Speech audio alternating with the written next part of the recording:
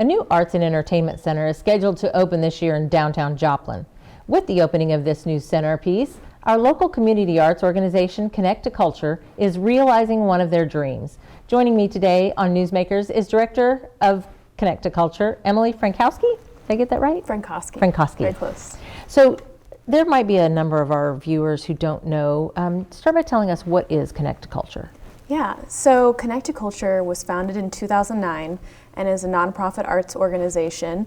And we are a community arts agency, a visionary, and a performing arts presenter. So with that community arts side, we are supporting and promoting over 40 plus organizations that reside in the Joplin area that have to do with arts, culture, and entertainment. We have a variety of resources available, like our Joplin area arts and cultural calendar that people can subscribe to. All sorts of things on our website, connect2culture.org, to really help give people access to the arts, culture, and entertainment that is here in Joplin. So that's one side. And then our visionary side is, like you mentioned, the arts complex that is currently being built between Joplin and Wall on 7th. And this is the Harry M. Cornell Arts and Entertainment Complex. And this is a dream that has been, since our inception, really Connect2Culture was created to, realize this dream. But we've gathered other things to do in the meantime. But this is going to be a new state-of-the-art performing and visual arts center. It will be a home for Connect2Culture, as well as Spiva Center for the Arts, which will be they will be moving in with us. They'll be kind of the visual arts side. We will be the performing arts side. But that is coming this fall, and so we're more than ready. But that kind of leads me to our third kind of aspect of Connect2Culture is our performing arts presenter side. So since 2017, we've been building our performing arts muscle, and we have currently our Curtains Up series, which brings in national touring shows to a variety of venues right now, but we're looking forward to being in the complex at our home, sometime soon. Yeah, it sounds like it's going to be quite busy. Yes. Especially, I get your calendar, and it comes out every like twice a week. Twice a week. Yeah, and I'm always like, gosh, I didn't realize so much was happening. Yes, there's always more to do than you could ever imagine. Yeah, for sure. So is your group made up of volunteers, or you have paid employees? How does it look? So we have 2 paid employees, 2 full-time staff, myself included. And one who used to be right here in Missouri Southern, KGCS, Lauren Brown. Also, we have a lot of independent contractors that work with us when we're having shows. We have, load in, load out people, technical helpers. We have a new productions director, Hal Robertson.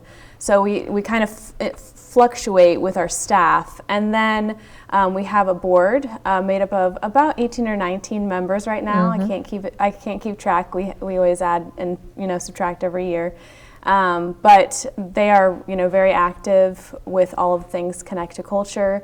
And we have a bunch of volunteers. Whenever we have performances, there's a lot of positions to fill, whether it be ushers or ticket scanners or even the welcome wagon, really. So we have a lot of people that are behind Connect2Culture and everything we've got going on. I just can't imagine how you get it all done.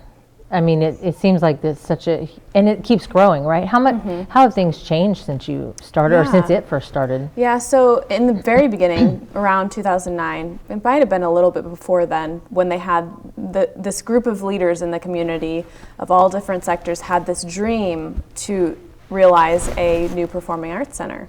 And so from there, really, Spiva came aboard wanting to create both a visual and performing arts center. And from there, I could write a history book. But I was hired in 2013, and this was really an effort to build up the community arts agency side, because they had been doing phase 1 studying and different, community input events for the complex. But in 2011, we had the tornado, and everyone was really, the focus, and just rightly so, was focused on rebuilding. But we wanted to get back at it, and we've been, continuing to progress ever since. But in 2013, we hired our first staff member, myself, and there were a lot of just really loose goals of what we wanted to create. And now to this day, we've created those and then added a lot more. So I believe Lauren, who is our other staff member, she, it was a couple years ago now, or 3 almost, time flies, but she was an intern first from Missouri Southern, Right. and then we hired her on as part-time, and then she grew that to full-time, and when we move into the complex, we will be adding to our staff as well. I would think you'd need to, Yeah. as much as you have to do. And what's been the biggest change that you've seen? I know that there was a question, or the initial vision was to make the old train depot the Yes. Performing Arts Center, and then that kind of fell out of. So how did it all? Yeah, how did it all move? It hopped, skipped, Yeah. and jumped to a lot of different locations because this group was so passionate to make this happen. Very determined group. But basically first, the vision started over at Joplin Union Depot, and it was a far larger vision at that point. We've fine-tuned and tightened things up since then, but it was going to be, multiple theaters, Spiva, as well as, Connect2Culture having the performances. But then I think a little bit of funding changes, maybe political changes. Sure. The council, actually, city council tasked us to, look at that Memorial Hall site and what could we do, could we use Memorial Hall, could we build on, could we build close to it, something like that, because people are really, really focused on continuing to grow downtown, which has, grown leaps and bounds over the years. And obviously, we were in downtown originally with the depot, but so we started looking at Memorial Hall, and community input said that they did not want to see Memorial Hall go away. They wanted to retain, to have that flexibility of, it's such a large venue right now. Though it's not being in use because of a partial roof collapse, unfortunately, it's a 2,700 seat kind of space. So people wanted to retain that asset for the community. So then we were like, well, to our architects, we said, well, where could we locate close to Memorial Hall so that we could really continue to develop that synergy in the heart of downtown?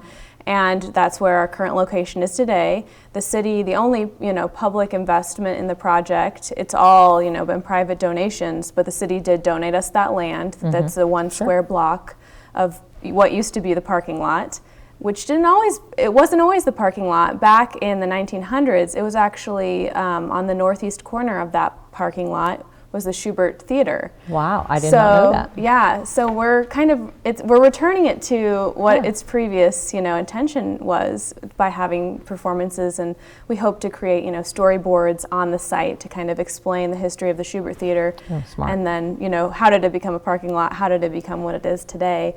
But yeah, so from there, our architects were like, we think this is a great place, and we continued to develop that, and we're almost there. And ta-da! Ta-da! It's being built. And speaking of parking, I mean, what is that going to look like? Is it going to be across the street? Because it's not a huge place anyways. Yeah, this is one of the most popular questions we get. Yeah.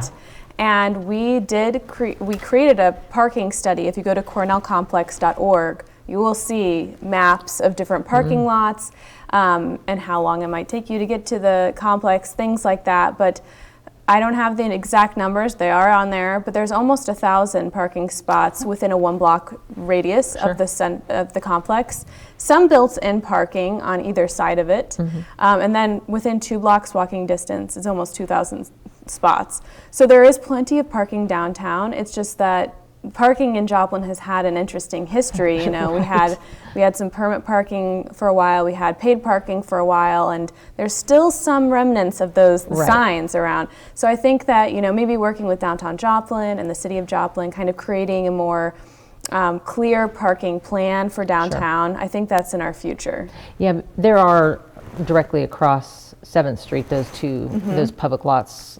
Back, I think it goes up to City Hall. Yes. And then on down. So yeah, and we have talked to all of the contiguous business owners like Liberty, Pinnacle Bank. Yeah, exactly. Like and we've talked to them and asked them, when you're not in working hours, can we use those parking lots? And we have letters that have, they are confirming that yes, we can. So those lots will be open too, and we have shows at night, when business is not happening in those lots. So plenty of parking. And so you said that Connect2Culture, you have a role as a performing arts presenter. How does that work? Yes, so it is a very big aspect of what we do now, and we're going to continue to build upon that when we have the complex. So inside the complex, we'll have a 470-seat theater called the B-Shore Performance Hall, and then an outdoor amphitheater space, which is called the Leggett and Platt Green. So we will, and what's interesting is that the stage is shared for both of those venues. There's going to be this huge kind of hangar door on the back of it, kind of like an airport. Yeah. And you can basically see outside and inside from, if you're sitting in the green, if you're sitting inside. We could have an artist performing to both at the same time.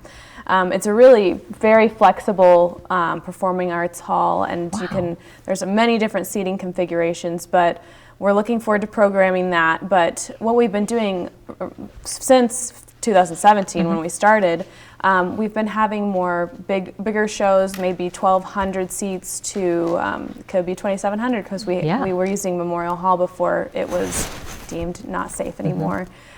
So we've used Joplin High School's Performing Arts Center, Ozark Christian College. We look forward to one day maybe using Taylor again. It's soon. supposed to. Yep, it's supposed to open up soon. And so and Joplin Empire Market this year, but we've had very big names. David Phelps. We've had the Annie Moses Band. We've had earlier this year we had Schoolhouse Rock Live, which is our first children's theater show. And we look forward to having many more of those, and just many different series when we move into the complex. But right now, we have the one series, Curtains Up series, which is a wide variety of genre and larger audiences. And you have a couple of upcoming shows with that, don't you? Yes, we do. We have three, there's maybe 1, 2, 3, 4 different upcoming shows this year. And the one that's coming up very soon is Charles McPherson's Journey Home. And this is a huge collaboration, not just with Connect2Culture, but many different organizations that have been working on this for 3 years now. Wow. Because we first, started meeting right before the pandemic in 2019. And so it has really, put us on hold. And pretty much many of the shows of this season have been in the works for years, which is not usually the case. Sure. But Charles McPherson was born in Joplin, and he grew up here until he was about 9, and he moved over to Detroit, and he just happened to wind up on a street that had many, many really, talented jazz musicians, and he was interested in jazz music as well. So he, studied under many great jazz musicians there, moved to New York, then moved to San Diego, where he now resides, and he's just a world-renowned jazz musician now. And we're so proud of him, and we're really happy to bring him back with all these people. And he's almost 83 years old. Wow. So we are so glad that he gets to come back. We're having 2 different opportunities to see him. The first one is Friday, February 18th, and this is a ticketed performance, $55. It's at Joplin Empire Market. But for that $55, all of your proceeds will go towards creating a new Black History mural in Joplin. That will be more focused on the arts and the Black community. But this one, you also, for that $55, you get, Hackett Hot Wings is going to be catering. It's going to be a private, exclusive performance with him and his band. And his daughter, who is a ballerina, is going to also do a duet performance with him, which is really exciting, Camille McPherson. So that's really, and you'll also get to see some sneak peeks of the mural design. So a lot of fun, open bar, very fun vibe. And then the free performance is on Saturday, February 19th at Central Christian Center. Okay. And reservations are highly recommended just because you never, we love to be prepared. For sure. And have enough seats for everyone. There are some additional COVID protocols per the artist's request. So if people just go to our website and take a look at his page, you'll get to see the whole rundown of those. Yeah, I was thinking you said he's in his 80s. Yes. And it's still a few weeks out, and I'm thinking, oh gosh, I know. fingers crossed. Yes, we're hoping that the He stays healthy. Omicron wave will, subside by mid-February, and that he stays healthy. His wife, says she's going to be masking him, making sure he's masked all the time. Right. We were just like, put him in a bubble until then, Exactly. and then he can come here and we can celebrate him. So, especially as long as you've been working on that. yes, we're so excited. And then that next weekend is our next performance, which is the 10 Tenors. And these are 10 Australian tenors. They're from Australia, and they are singing some of your favorite love songs that everyone knows. You bring your sweetheart or someone you love, or just a friend. Everyone loves love songs, and we've had them before in 2018, I think, and it was like almost sold out. So this is people, were out of their seats, standing ovations. Just the amazing control and power of their voices, the 10-part harmony is something not to be missed. And that one's at Joplin High School. Okay. And then our final performance in the series is Las Cafeteras, which is one I'm really looking forward to because they are a super energetic group from East LA, a Chicano band. They use traditional son jarocho instruments and even do what's called zapateando, which is basically a form of tap dancing and using that as a part of the music. But they, tell the stories of immigrant lives as well as just are so much fun. I'm so excited. I'm looking forward to it. It's at Joplin Empire Market. It's going to be a very it's going to be outside, a very relaxed atmosphere, kind of a bring your own chair event, and we're looking forward to that one too. Do they perform in Spanish or they do English, Spanish, and Spanglish. So all different types. We're looking. Yeah, it's going to be so much fun. It sounds exciting. Yeah. Well, and when I first moved here, late 80s in high school, I always heard there's nothing to do in Joplin. Oh yeah. And I'm sure I'm guilty of having repeated it. Yes. I grew up here and I said it often. And I knew about a few of the groups. I knew of Pro Musica because I had a voice teacher and she was always bugging me to go to the performances. She had like a list next to the piano. And I knew about Spiva just because in my junior year of college, I wanted to get an internship in the arts, and I Googled Joplin Art Center, and I found it. But that's what the great thing about Connect2Culture is. It kind of changes that perspective of there's nothing to do in Joplin. Definitely on the side of arts, culture, and entertainment, there's more than you could ever do. Yeah. And I've really enjoyed, being able to prove my own self wrong. That yes, there is tons to do, and I'm interested in more than half. Yeah, well, and you've changed that because I don't hear it as much. Good. As it used to be, and that's true. It's true. There wasn't as much of a push. Yeah. Plus, as you get older, I think you figure out more things to do. But there's not a need for people to run to Arkansas or Kansas City. Exactly. To find out, find fun stuff to do. Yeah, we have it all right here. That's, and that's what's great about Connect2Culture is that you don't have to hunt, over the internet, multiple sites. It's kind of a clearinghouse. We go out, we do the work for you, and we just want you to come to our, go look at the calendar, pick out a few things, bring people with you, and enjoy. Yeah, that's one of my questions. How do you find all that stuff? Do you constantly work the phones, or do people submit events? How does that work? It's a variety of things. And Lauren Brown, who is our community arts assistant, is, she's really, the master of the calendar right now. And which is great because it is a huge task. Yeah. And there's a variety of ways people can give us information. They could just email us at calendar@connect2culture.org, and that will come through to us. But we also have created a form for people to fill out, kind of walks them through what type of information we're looking for. So if you email, we might send that back to you and you could fill that out. And get on our list we solicit different organizations on a monthly basis. So as you can imagine, we have a list of many, many different arts organization representatives, and we send that out every month. We say, hey, what are you guys up to? Do you have any new programs? Because sometimes organizations, there's a few that plan years in advance, but most of them are planning month to month or week to week even. So things come up, and additions are happening all the time. So that's another way, as well as, Lauren's really active with looking at people's Facebook pages, looking at their websites, just because we understand that arts organizations are small. You know, we are a staff of 2. Yeah, and so we understand that their budgets are very small. Their marketing budgets are either small or non-existent. Sure.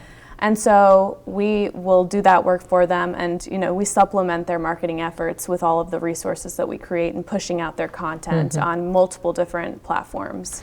Yeah, the email that comes out, well, this last one, it was like 14 pages. And I'm like, oh my gosh. Yes. That's just way there's so much. Huge. And what's really great news is that with Connect2Culture.org, we just had an upgrade, and for the past how many years? 9 years that I've been working there, we have had those emails that basically all you need is the email and you have everything. You just keep going. You scroll and scroll. There's so much on there. But our new calendar is so user-friendly on our website and it has great photos and things like that.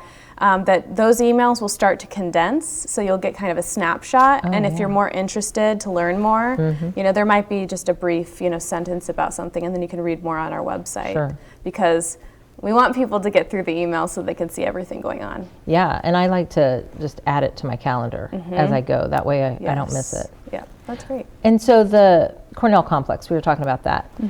Where do things stand right now in the building phase? Yeah. It's very exciting. I would encourage everyone to go and take a look. Every day it changes. Everything looks, sometimes, one day they don't have any white paneling up and then the whole side is paneled. But right now we're over 50% completed with construction. Wow. We have raised almost $17 million of privately raised funds. Like I said, the only public funding was that, initial giving us the parking lot space with the city, and our goal is 17.5 million, so we're still working towards that.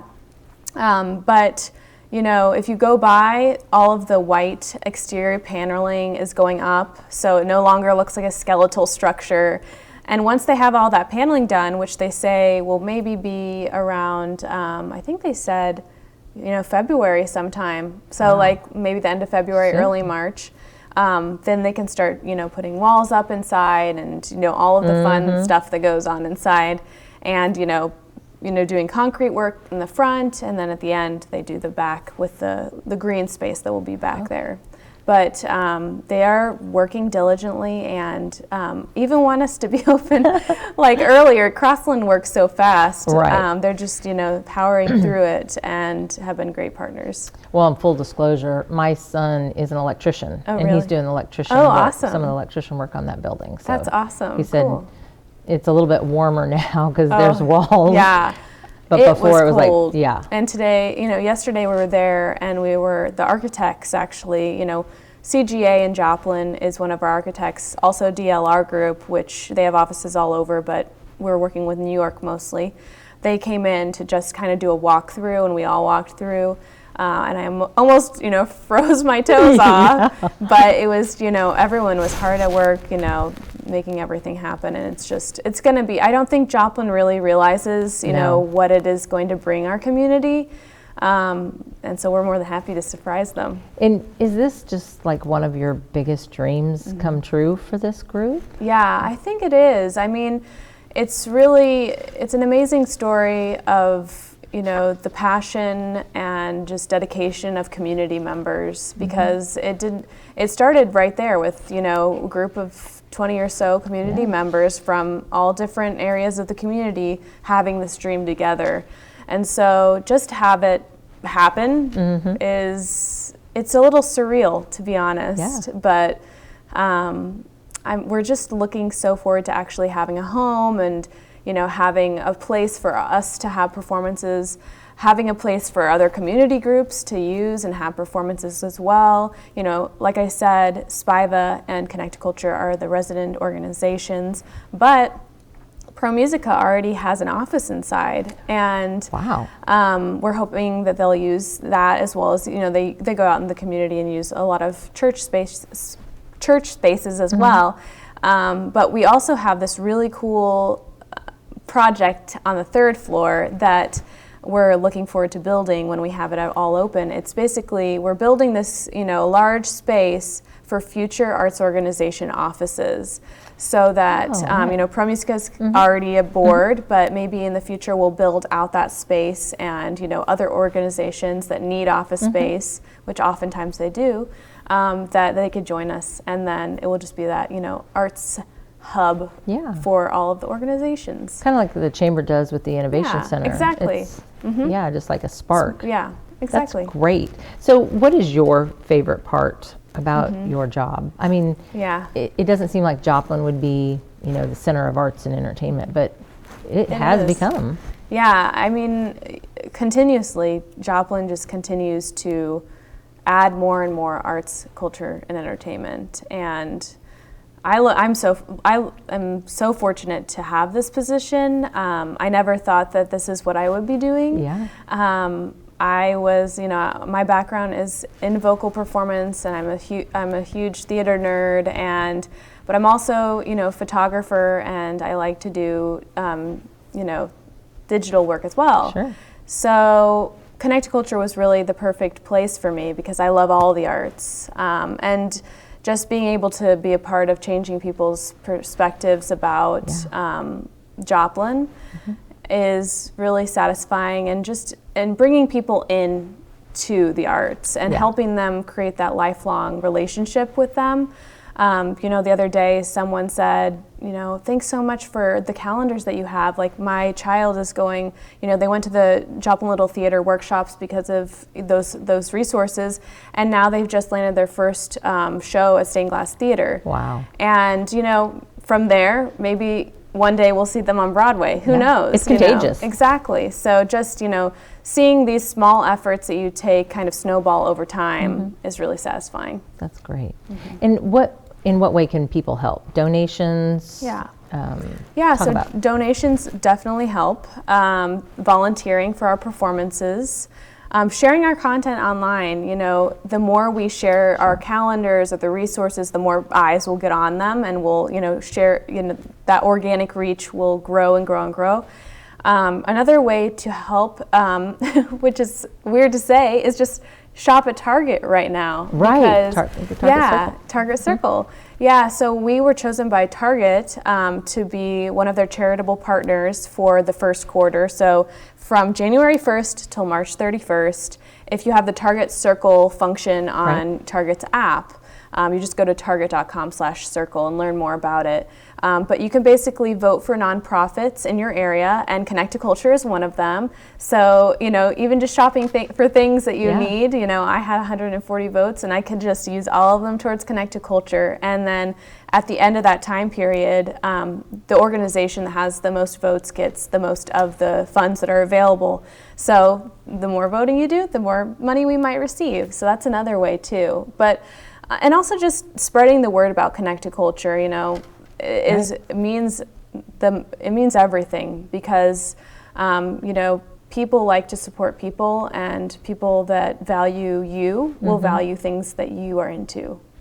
That's perfect. Perfect way to end. Oh, thanks. Well, thank you so much for joining us. Big things happening in downtown and for Connect2Culture. I want to thank Emily Frankowski, correct? Yeah, for joining us today. You can find a list of the arts and entertainment events happening in the area by going to their website, Connect2Culture.org, and that's with the number 2. This is Newsmakers on KGCS TV from the Ruth Colpin Studios here at Missouri Southern State University, and I'm Bobby Potroff. We'll see you again soon. Join us for a multi-day homecoming celebration featuring world-renowned jazz musician, Joplin native Charles McPherson. On Friday, February 18th, enjoy an exclusive up-close and personal performance and catered meal. All proceeds will benefit the creation of a Black History mural in Joplin. On Saturday, February 19th, attend a free public performance with McPherson and his band in the historic Central Christian Center. Reservations are strongly recommended. Learn more, get tickets, and make reservations at Connect2Culture.org.